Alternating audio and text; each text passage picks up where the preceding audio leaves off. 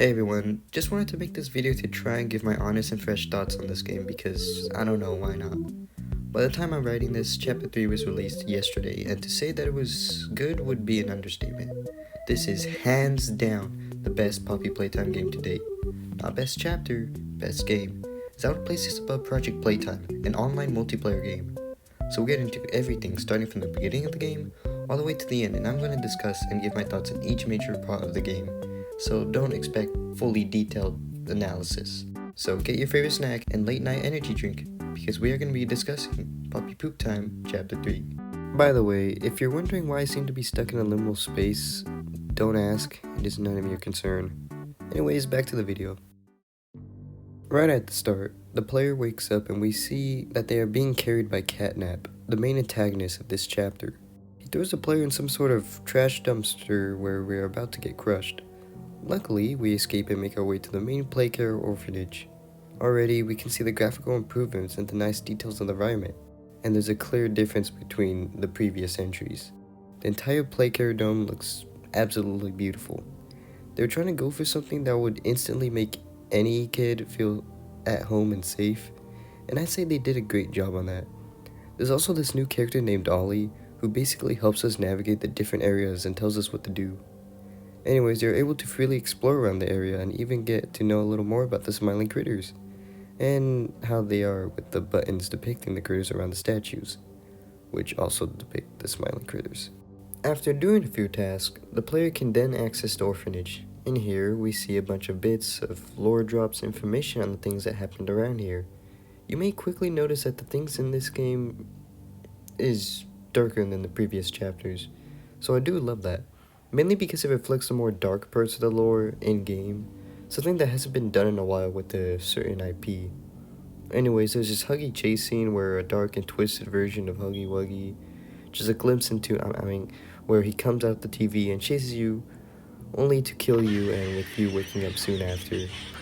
Now let's dissect this whole section and try to understand what it was trying to tell us, because I may have went a little too quickly. So before that chase scene, the environment starts giving us subtle hints about the character we play as. Things such as writing on the walls that say stuff like haunted by guilt. What I think happened is that the red gas from earlier started to take effect on the player. This started to trigger some sort of guilt trauma, I think. When the player uses the VHS tape on the TV, he starts to hallucinate. Not only did hearing the tape and Huggy on the screen trigger the player's trauma, but it was mainly the gas taking effect on them. Then that's when Huggy comes out the TV to chase the player. The sequence is very similar to that in Chapter 1. Even the music that's playing is very similar and reminiscent. This is telling us how fearful the player is of that first encounter. Coming to the factory and having to be stalked by Huggy and eventually chased by him was very much a near-death experience that frightened the player, and we can tell it stuck to him. This whole section gave us some, I guess you can say, personality for the person we play as, or something like that.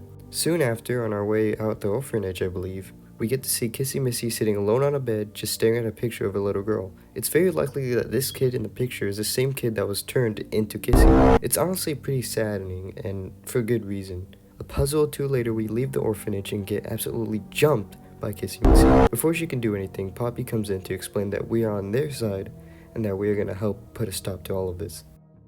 Ollie then tells us to go into the school and mentions that it should mostly be safe from Catnap since he doesn't bother that place, although he assures us that we won't be alone, so we should keep our guard up anyway. Pretty soon after, we encounter what's supposed to be the school teacher, Miss Delight. Anyways, the way she chases you is like a sort of weeping angel mechanic, except instead of having to look at her to stop her from moving, the lights would constantly flicker on and off. When they are off, she can move about and chase you down. When the lights are on, she stops and stays completely still until they flicker off. And you just gotta juggle this while finding batteries and using them to open different doors so you can escape. This makes for really intense gameplay, and especially since her design is very uncanny and zombie-like in a way. She uses a ruler with what I believe is a piece of gum, or I think it was clay. I think it was mentioned that it was clay, and it has a bunch of sharp pieces of metal stuck to it. I just gotta mention how great this weapon design is. A bit later, we enter this cave system, which looks beautiful by the way. And just like Darko said, it too also gives me FNAF Ruin vibes. So we do a few fun little puzzles in order to keep moving forward. During this, we see Catnap worshipping the statue, and by now we already know he made the statue for the prototype, and if you somehow didn't know, Catnap sees the prototype as God. Why? Well, it's explained that the prototype saved him. Very shortly after, we make our way to the playhouse. Just like every other area in this game, it looks unique and fits well with the overall tone of the game. Except this is probably my favorite environment in the game. There's just something about the fun, colorful, but dark liminal spaces that intrigue me so much. Would love to see more of this later on in the series. Anyways, in this area, we get to utilize the handgun mechanic and shoot the tiny little smiling critters that chase us around the area. We can start to see a pattern here where different parts of the game has us juggle between defending ourselves whilst making progress at the same time. It makes for a really fun gameplay and is very reminiscent of FNAF in a good way. Eventually, we find Dog Day in a very bad and depressing state. He's hung by the wall with cuffs around his hand with no legs. Seems like he's been through quite the amount of torture. He recognizes us as Poppy's angel and how he was told that we, the player, would save everyone. He mentions that there's nothing to save, presumably talking about himself, and that he's the last of the smiling critters as the others were killed by Catnap, which Dog Day refers to as that thing. Further setting the fact that Catnap is a serious monster, and that everyone sees him as a monster. This is where Dog Day tells us how Catnap sees the prototype as his god, and how the tiny smiling critters that were chasing us are following Catnap as to avoid being killed or harmed in any way. In return, they are given food and, well, not killed. So they aren't attacking us because they are simply monsters, but doing it out of fear they would be mercilessly killed by one. We see the same thing with Mommy right before she died. She might have been partially trying to kill us because we were a worker in the factory, but also because she feared the prototype. And near the end of the game, we learned that all the toys in the factory had to eat off the dead human corpses that they hid down below in order to survive. Point is, these toys may be monsters, but they were forced to act like monsters, and it's especially sad knowing that all these toys are made from humans, primarily orphan children. All these victims lost their identity and became something they didn't want to be, which is why Poppy and Kissy are trying to put a stop to the prototype. And Poppy believes with our help, we can kill him. Now, before I get too carried away, what happens after we escape Dog Day and leave the playhouse? Well, Ollie tells us to then head to the council's office, where he also mentions that we will be meeting Catnap, so we are gonna have to be really careful. We do a few puzzles and watch some VHS tapes that give us more insight and stuff. Then randomly, when we are in the middle of a battery puzzle, Catnap attacks and traps us in his red gas where we fall asleep and have a strange dream. In this dream, the player has a series of flashbacks of the areas we have already been to. It all ends with us, I guess, seeing the prototype's hand. I don't know. When I watched Dawko, he was all like, "Oh, the prototype!" I didn't see anything. Not sure if it's because it was harder to see while watching the video, and that you have to play the game to see it yourself, but yeah, I don't know. Right after, we wake up to a phone ring, but it isn't Ollie, it's Catnap, and he's telling us to leave Playcare, otherwise he would come for us. Despite his warning, we continue onward with the mission of diverting the red gas. Before we can do anything, however, Catnap chases us down and fills the room with the same red gas. The player hallucinates and sees Catnap with an unsettling skeletal body. We know it's not his real body because his jumpscare animation we get from being killed shows him in his regular form. Anyways, we escape through an elevator which leads us up into the final boss battle where we have to defend ourselves while waiting for the green hand chart thingy to power up. Once it is finished, we use it to shock Catnap. As he is in pain, he spouts out his red gas, which only makes things worse for him since that gas catches on fire due to the electricity.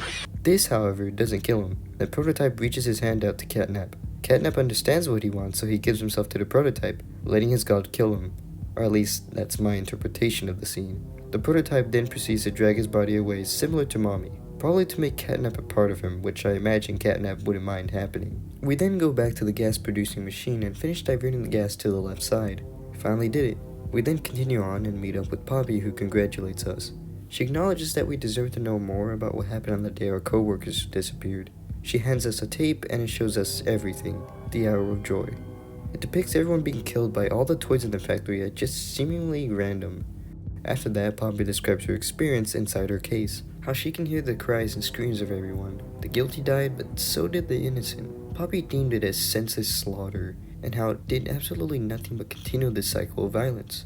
As she tells us how we have to kill the prototype, Kissy comes in to turn on the elevator so that we, the player and Poppy, can descend into where we must go next. But soon after we hear Kissy Missy being attacked, immediately we try to go back up, where the screen fades to black. And that's about it. Now, it's unsure who or what attacked Kissy, but it's theorized that either the smiling critters did or that Huggy Wuggy did because of what sounds we hear. And well, just from what I think would make sense, it could be Huggy Wuggy. Think about it. Just imagine if Chapter 4 started off with us finding what happened to Kissy Missy and seeing Huggy Wuggy standing right beside her.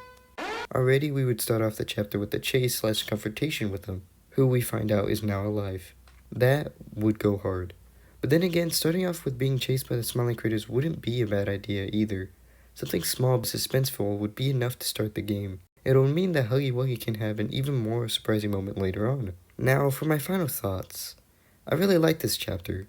Everything down to the environments, puzzles, mechanics, monsters, characters, lore, actually tense segments, just everything was a massive upgrade from the previous entries.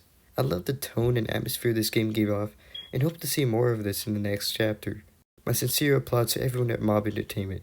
You guys absolutely cooked with this game, and because of that, it seems that things can only get better for Poppy Playtime. Anyways, this has been Hakano, and I'll see you guys later.